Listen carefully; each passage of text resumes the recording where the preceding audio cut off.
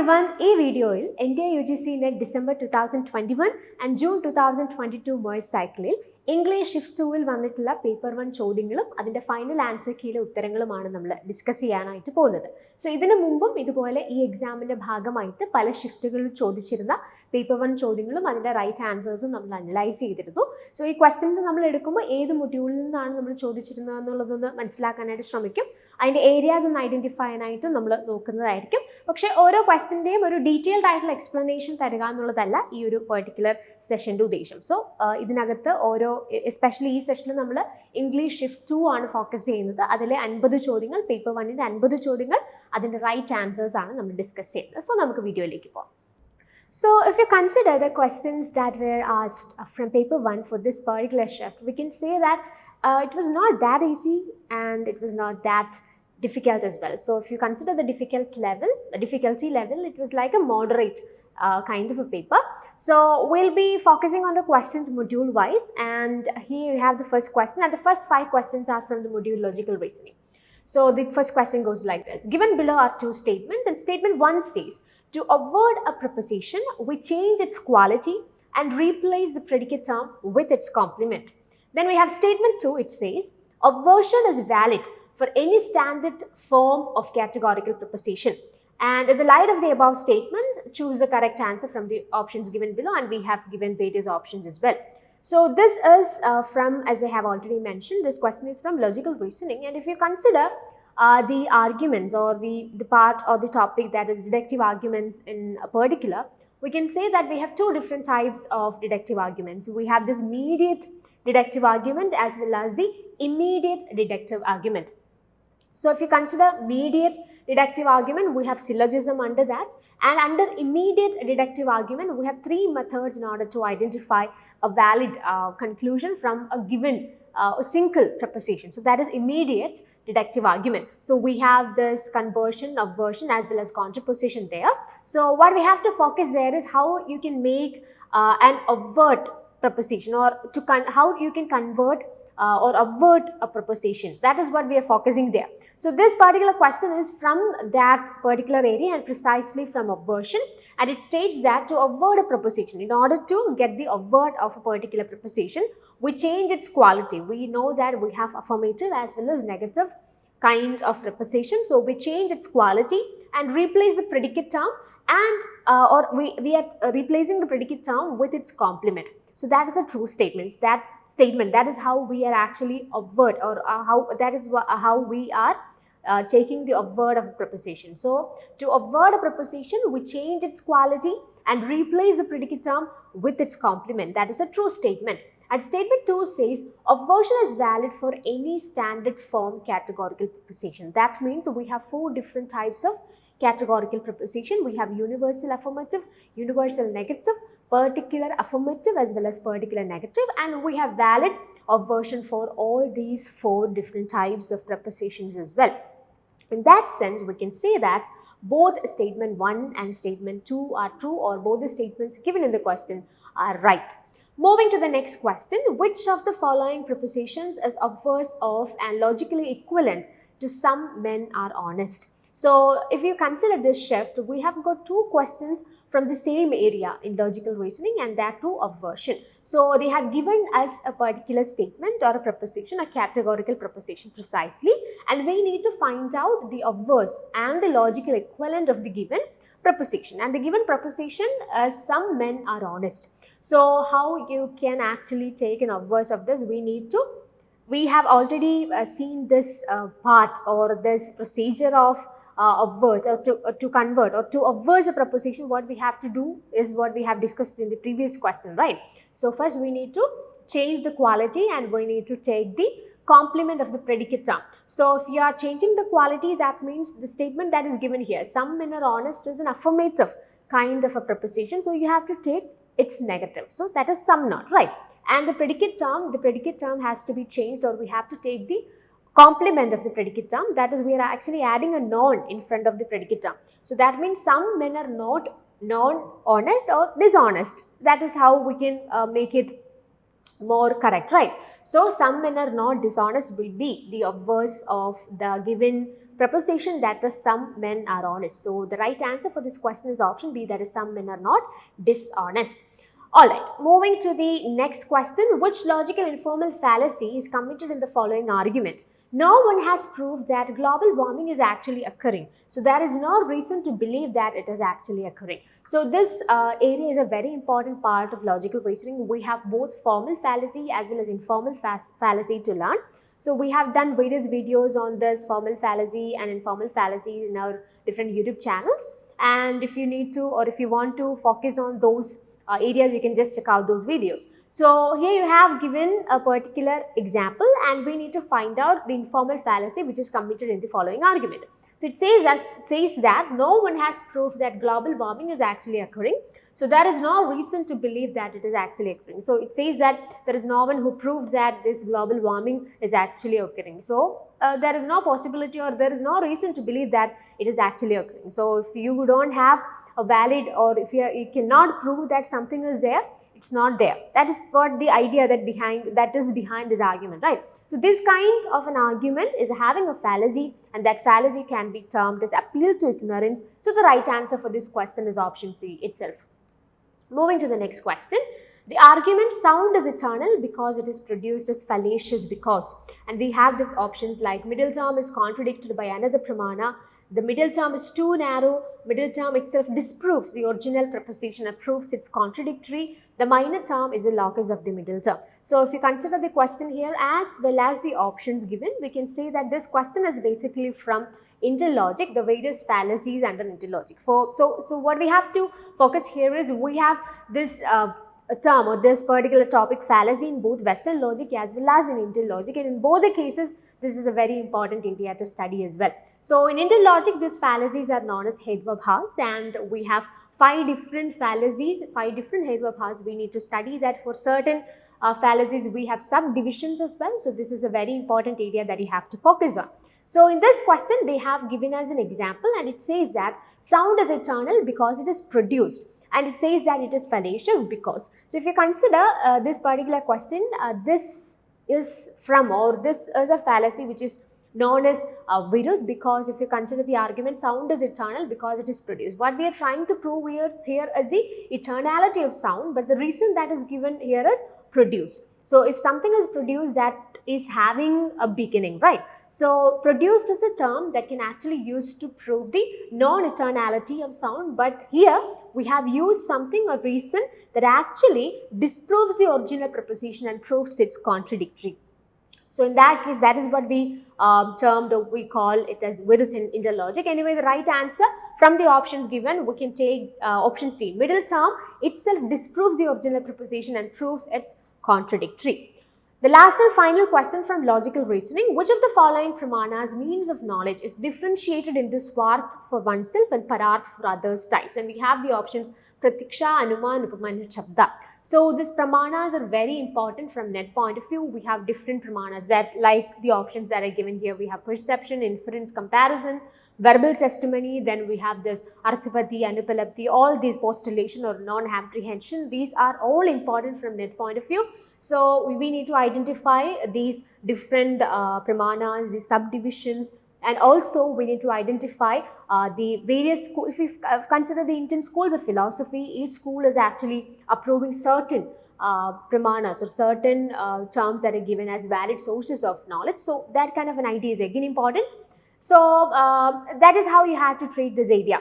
So considering one of the important, let's say we have different pramanas, as I have already said, you need to have a very good idea about all that.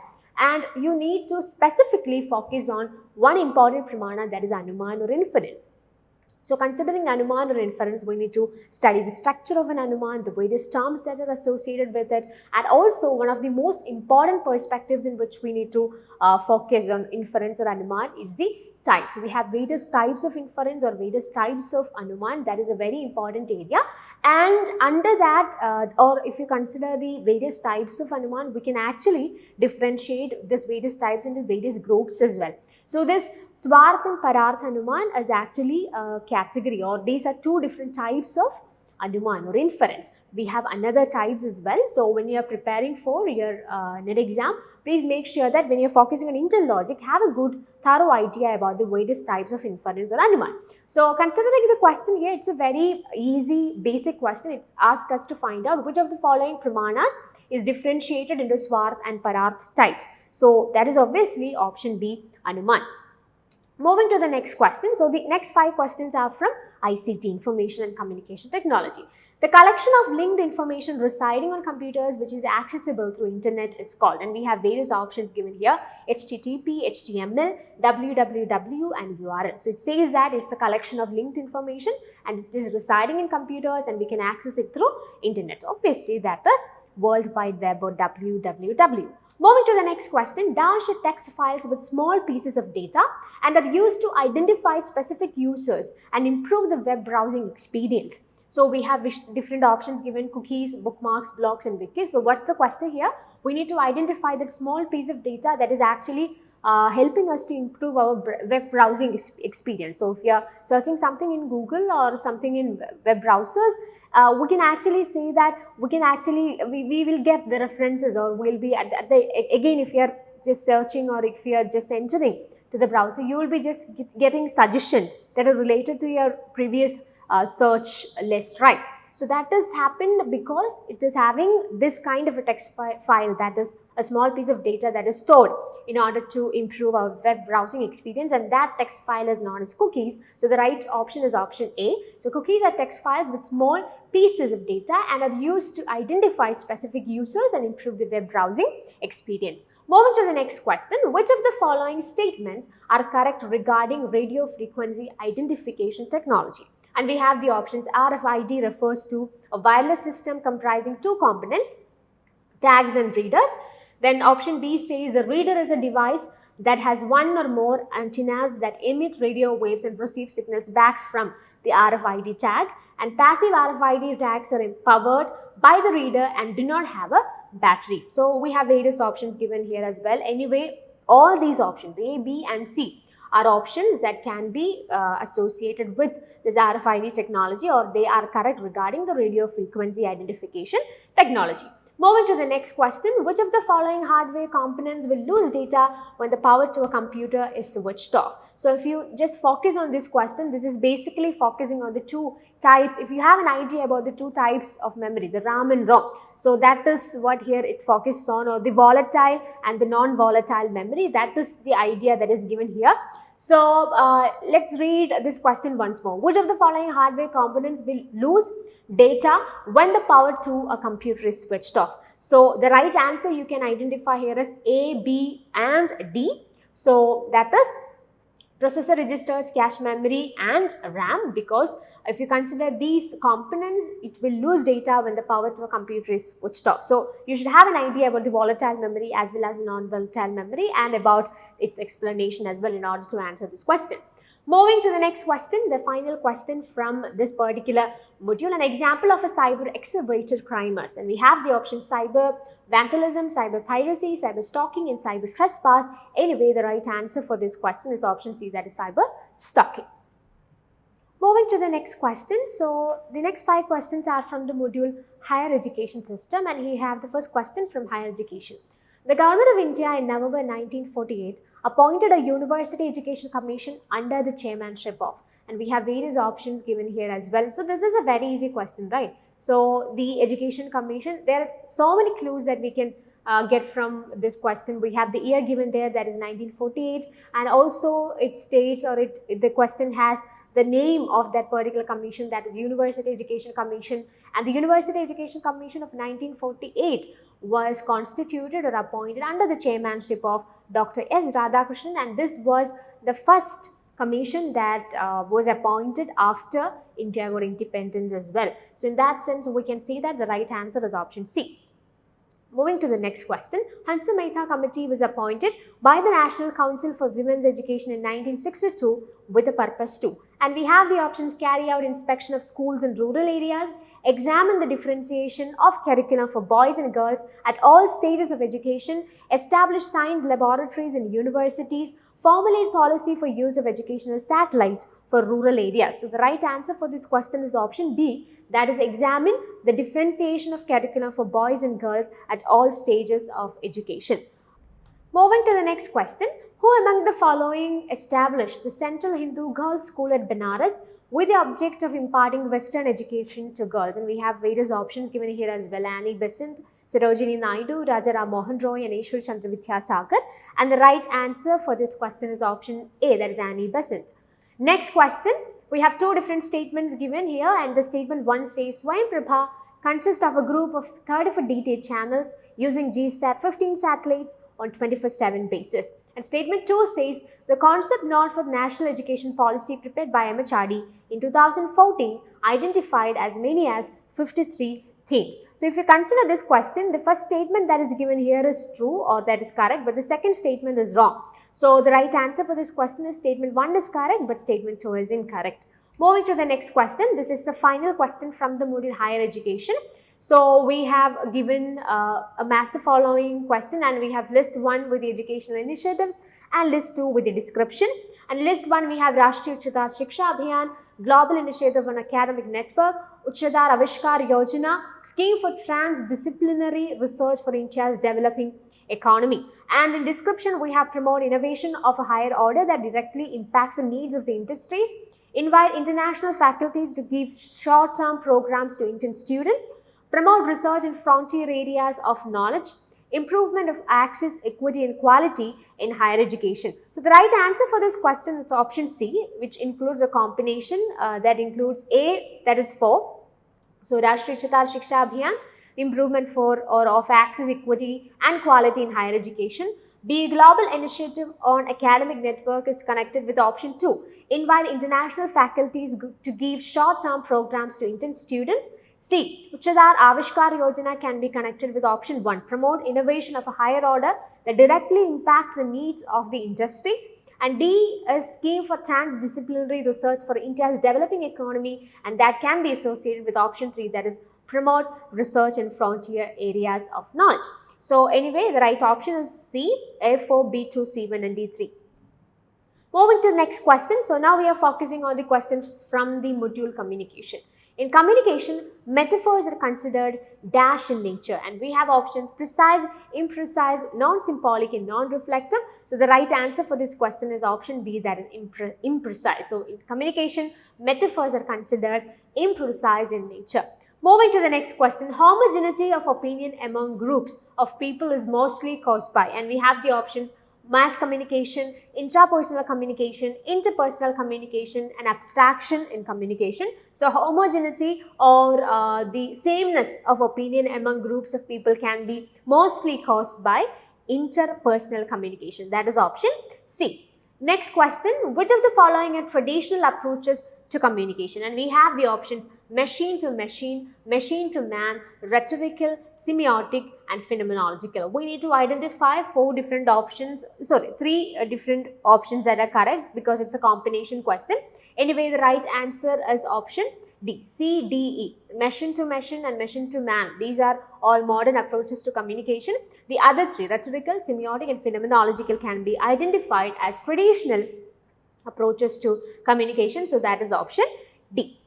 Next question, this is a statement question. In the statement 1, we have personal conversation is more effective than a broadcast speech. And statement 2 says the factor of personalization makes the radio a more effective means of communication than a newspaper. So if you consider the statement 1 here, we can say that it's a true statement because personal conversation is obviously more effective than broadcast speech. And if you consider newspapers as well as radios, we can say that we can actually personalize. This medium of radio can be more personalized compared to newspapers, right? So in that sense, we can say that the factor of personalization makes the radio a more effective means of communication than a newspaper. In that sense, the right answer is option A. Both statement 1 and statement 2 are true. The last question that was asked from this particular module, that is communication, we have matched the following question in which we have given the various types of communication, list 1 and also list 2 with the description. So in list 1, we have phatic, feedback, meta message and lateral communication, and in description we have decoder becomes encoder, communication about communication, between equals to greet. So if you consider fata communication, we can consider or we can associate it with option 4. This is the communication or the phrases that we use in order to initiate a conversation, to greet someone, in order to take up a conversation, or in order to start a conversation. In that sense, we can say that fata communication can be associated with option 4, that is to greet. Feedback, what is the peculiarity of feedback? When we are giving a feedback, the decoder or the receiver becomes a sender. So we're getting, if you consider the process of communication, we have a sender who actually sends a message to a receiver. So what is this feedback? After receiving the message, the person who received the message initially actually gives a reply back to the sender. At that point of time, this receiver becomes the sender. So if we consider decoder and encoder, we know that sender is the person who encodes a message. In that sense, we can say, or we can call the sender as the encoder and the receiver as the decoder. So in that sense, we can say that what happens during feedback, the decoder becomes encoder. So B can be associated with option 1. Meta message, what do you mean by meta? This meta is a concept that is associated with, or this meta message is a thing that you can associate with communication about communication. Alright, then we have lateral communication. You call it as horizontal communication as well. So this is a communication that happens between people who are of equal rank. So between equals. In that sense, we can say that A can be associated with option 4. Then you have B that can be associated with option 1. Meta message, that is C, with 2. Communication about communication. And lateral communication can be associated with option 3, that is between equals.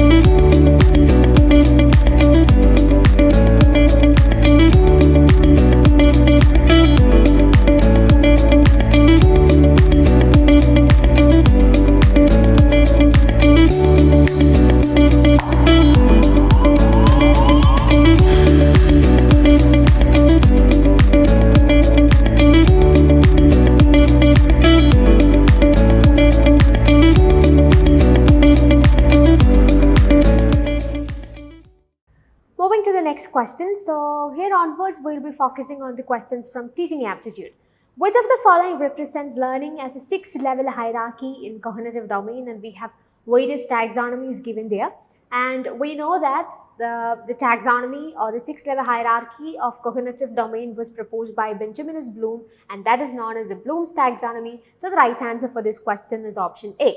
Next question, which of the following models for curriculum evaluation considers 3 primary sources of curriculum, namely students, society and subject matter, reflecting the philosophy of education and psychology of learning? And we have various models given here, and the right answer for this question is option C, that is Tyler's model. Next question, which of the following must be ensured by a 21st century higher education teacher? So this is from the teacher characteristics, right? So we have various options given here: preparing students towards higher order thinking skills, placement of students, using digital resources, interaction with bright students only, interdisciplinary approach. So from this particular list, we need to identify the peculiarities or the features that should be ensured by a 21st century higher education teacher. So obviously the first option that you can eliminate from this is option D, right? Interaction with bright students only. Obviously that cannot be an answer for this question. So if you eliminate that option itself, you will get to the right answer. Because in B, C and D we have the option D there. So eliminate those options, and the right answer or the most appropriate answer is option A, preparing students towards higher order thinking skills. Then we have using digital resources, and finally E, interdisciplinary approach, and that is option A. Next question, given below are 2 statements, and statement 1 says learning management system or LMS is used to provide a virtual environment for teachers and students, and statement 2 says LMS can be used for blended learning as well as for online learning. So statement 1 says learning management system is used to provide a virtual environment for teachers and students. That is a true statement, and if you consider statement 2 also, we can say that it's correct, because LMS can be actually used for blended learning as well. So you can actually provide resources in LMS platform, and you can link it together with our classroom or offline sessions as well. So if you consider Apple-based courses also, we can see this kind of a blending or a blended learning using LMS. So in that sense, we can say that both these statements are true. So the right answer is option A, that is both statement 1 and statement 2 are correct. The final question from Teaching Aptitude, which of the following types of assessment is done for giving grades, marks, credits to the students? So if you have learned thoroughly about the various types of evaluation or assessment, this is a very easy question. So which among the following types of assessment or evaluation is taken or conducted in order to give grades or marks or even credits? So that is option D, that is summative evaluation or assessment. So the right answer is option D itself. Next question, so here onwards we are focusing on the questions from the module Research Aptitude. Autoethnography is an approach that analyzes, and we have the options personal experiences, community issues, local tribes and cultural distance. So it states that autoethnography, so that is associated with obviously personal experiences. Moving to the next question, in research, middle range theories operate in, and we have the options wider domain, limited domain, flexible domain and representative domain, and this is the right answer for the question, that is option B, limited domain. Next question, poor analysis in historical research is due to. So what causes poor analysis in research, or precisely historical research, that is mentioned here. So the options are impersonal interpretation, emphasis on objective assessment, overgeneralization, oversimplification, non-identification of social context. So poor analysis in historical research is due to overgeneralization, oversimplification and non-identification of social context. So C, D and E only will be the right answer, and that is option C. And this was the answer given in the final answer key 2. Next question, given below are 2 statements. Statement 1 says focus group discussion is a part of formative research, and formative research can be both qualitative as well as quantitative. So considering these 2 statements here, the final answer key stated, or the right answer given in the final answer key was option A. Both statement 1 and statement 2 are correct. Alright. Moving to the next question, this is a match the following question, in which in list 1 we have the various tests of reliability, and list 2 we have description. So if you consider research in general, there are certain characteristics that actually contribute to the quality of a research, and this reliability and as well as validity. These are 2 important features of a good research, you can say it like that. So under this reliability, we have various types of tests that we can use, or there are different types of reliability and also types of validity as well. So this is from the reliability part. We have test and retest, iterator, parallel forms and split half, and the descriptions are also given here. Delivering a questionnaire in two parts separately to a sample group, providing different versions of a questionnaire which are equivalent for respondents. The same test is conducted by different people. The same test over a period of time is repeated. So the right answer for this question is option D. So test and retest means the same test over a period of time is repeated. That is test and retest. Iterator mean the same test is conducted by different people. So A4, then we have B3. Parallel forms means we are providing different versions of a questionnaire which are equivalent for respondents. So that is a C that can be associated with 2. And D, split half means delivering a questionnaire in two parts separately to a sample group. So these are all things you need to understand. We have already discussed about these types of reliability in our LMS platform as well, and where the right answer for this question is option D. So now we are moving to the next questions or next set of questions, and which includes the questions from people, development and environment. Hardness of water is caused by the presence of, and we have the options solid particles in the water, pathogens in the water, toxic metals in the water and cations in the water. So the right answer for this question is option D. Moving to the next question, reducing the intensity of noise by a factor of 10 will mean a reduction in noise level by, and we have the options 10 decibel, 20 decibel, 3 decibel and 6 decibel. These are all factual questions, and the right answer is 10 decibel. And this was the final, or this was the answer that was given in the final answer key as well. Next question, we have two statements given here. Statement 1 says photovoltaic cells are often made up of crystal silicon. Statement 2 says photovoltaic cells are also made up of inexpensive amorphous silicon, which is like ordinary glass and has no crystal properties. So considering these two statements, we can say that both these statements are true. Photovoltaic cells can be used, that they are most often used or often made up of crystal silicon, but it can be also made up of inexpensive amorphous silicon as well. In that sense, both statement 1 and statement 2 are correct. Next question, given below are two statements, one is labeled as assertion A and the other is labeled as reason R.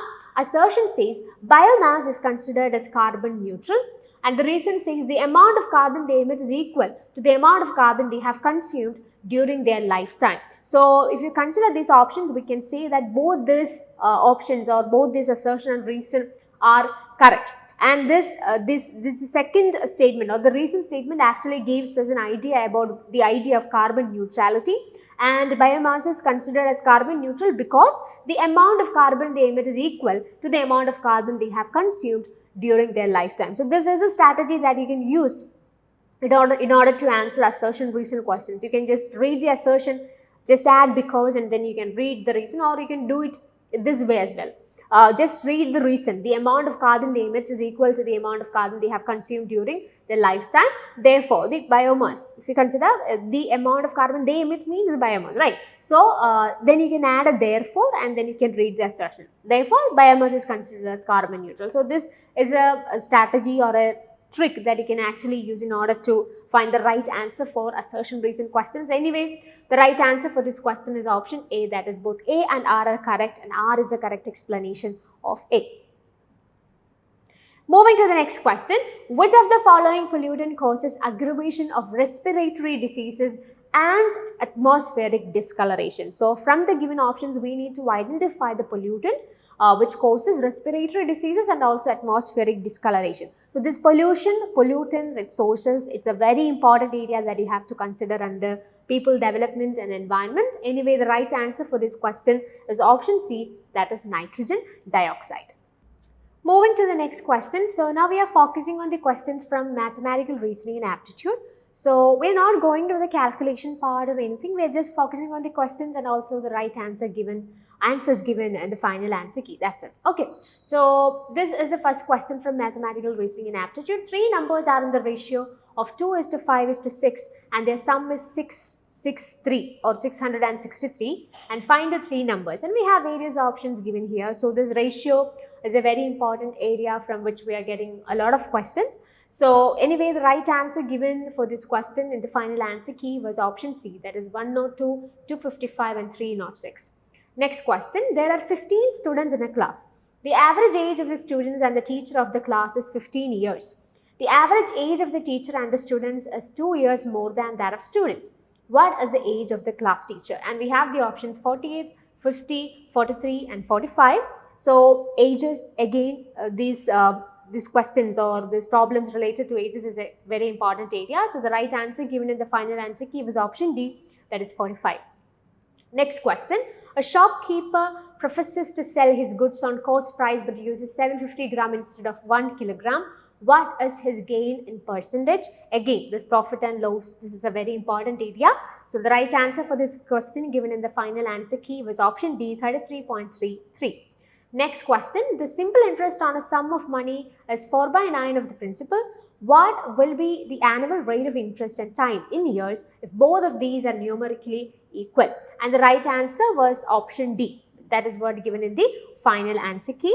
And the final question from mathematical reasoning and aptitude, find the wrong term in the series given below. So this number series, letter series, in order to find the missing term in a series and also in order to find the wrong term in a series. These are all very frequently asked questions. So the right answer which was given in the final answer key for this question was option C, that is 24. Now we are moving to the next set of questions, and these are from the area data interpretation. So again, we are just focusing on the questions and the right answers. What you can do is you can actually use these questions for your practice. So just focus on the questions, just pause the video, take down the question, and you can actually practice and you can check out whether the answer that you have got is correct or not using the answers that are given here. So we'll just focusing on the question here. We already in the previous sessions also we said that for data interpretation questions, what you require initially is the interpretation of data. First, you have to focus on the question, you have to understand it, you have to interpret that question, then you have to do the calculation part, right? So the question goes like this, the following table shows the percentage distribution of production of bicycles of two different models L and M by the 6 companies A to F. Ratio of production of model L to that of M and the percent profit earned on these two models. Production cost of the 6 companies together is rupees 6.4 crores. So the company wise bicycle production and profit details are given here. We have different companies. We have A to F, 6 companies are given there, and the percentage distribution of production of bicycles are there, and also the production ratio is given there, and also the percentage profit. So the first question asked from this area was like this. Profit earned by companies B and C together on model M in rupees or in crore S. So what is the right answer for this question? What is the right answer given for the question? That was option A, 0.2496. Next question, the ratio of the cost of production of model L by company D to that of model M by company FS. And we have various options given here, 4:5, 3:5, 5:7 and 1:2. And the final answer or the answer given for this question, the final answer key was option B, that is 3:5. Moving to the next question, the difference between the profit earned by company C on model L and by company E on model M in crore S. And we have various options given here, and the final answer was option D, 0.07296. Next question, the ratio of the profit earned on model L by company B to that of model M by company DS, and we have various options also, and the final answer was option A, 36:25. Profit earned by company A on model L, and we have option 0.244, 0.224, 0.208, 0.248, and the final answer was option C, 0.208. So if you consider these questions, we can say that in data interpretation what you have to focus on, we have 3 different areas to study: percentage, average and ratio. This is something that I continuously say in all the videos of our this question discussions and also in data interpretation videos. So if you focus on these 3 important areas, then you can actually tackle the questions from this data interpretation very easily, and this is an area from which you can actually score 5 out of 5. You just have the proper practice and the proper strategy. So anyway, as I have already said, we haven't gone through the calculation part, but you can actually use these questions for your preparation or for your practice. So the last and final set of questions in this session, and this is from reading comprehension. You know that we are getting 5 questions from each module, right? So for data interpretation and also for reading comprehension, we will be given, for data interpretation, we will be given a data, and based on that data, we will be having 5 questions. And for reading comprehension, we will be given a passage, and based on that passage, we need to answer 5 different questions. So you have the passage right now on the screen. So I am not going to read the entire passage as such. So if you want it for practice, you can just pause the video and maybe you can just take some screenshots, or even you can just pause the video and read it now itself. And what I am doing here is I'll just read the questions and the right answers that are given in the final answer key. Anyway, you can use this resources materials for your practice. So the first question from reading comprehension: the participation in global commodity chains has given the middle class its own. We have identity, market, economic status, and upward mobility. And the right answer was given as option A, identity. Next question: the new middle class is associated with the production of global brands, market expansion, global capitalism, white collar supremacy. And the right answer given in the final answer key was option C, global capitalism. Moving to the next question: the new middle class in India is hugely active in adopting innovative lifestyles, acquiring new technical competence, redefining the business strategies, conspicuous consumption. So the right answer for this question is given as option D, that is conspicuous consumption. Next question: the elite class has a vision of the nation state anchored by, and we have the options: policy discourses, market miracle, limitless consumption, and corporate narratives. And the final answer was given as option B, that is market miracle. Last and final question from reading comprehension, and the last and final question in this session, that is the main theme of the passages: market driven middle class identity, need for high level consumption, negative effect of modernized consumption, emergence of knowledge enterprises. And the right answer is option A, that is market driven middle class identity. So this video il NTA UGC net December 2021 and June 2022 merge cycle English shift 2 ൽ വന്നിട്ടുള്ള paper 1 ക്വസ്റ്റ്യൻസും അതിൻ്റെ final answer കീയിലെ ഉത്തരങ്ങളുമാണ് നമ്മൾ പരിശോധിച്ചത്. തീർച്ചയായിട്ടും നിങ്ങളുടെ അടുത്തൊരു എക്സാമിൻ്റെ പ്രിപ്പറേഷനിലും ഇങ്ങനെയുള്ള ക്വസ്റ്റ്യൻ ഡിസ്കഷൻസ് ഹെൽപ്ഫുൾ ആവുമെന്ന് പ്രതീക്ഷിക്കുന്നു. മേജറായിട്ട് ഉള്ള അപ്ഡേറ്റ്സ് എന്തൊക്കെയാണ്, അല്ലെങ്കിൽ ഇപ്പോൾ വരുന്ന ക്വസ്റ്റ്യൻസിൻ്റെ ഒരു പാറ്റേൺ എന്താണ് എന്നൊക്കെ ഐഡൻറ്റിഫൈ ചെയ്യാൻ തീർച്ചയായിട്ടും ഈ സെഷൻ ഹെൽപ്ഫുൾ ആയിരിക്കും. So thanks for watching and happy learning.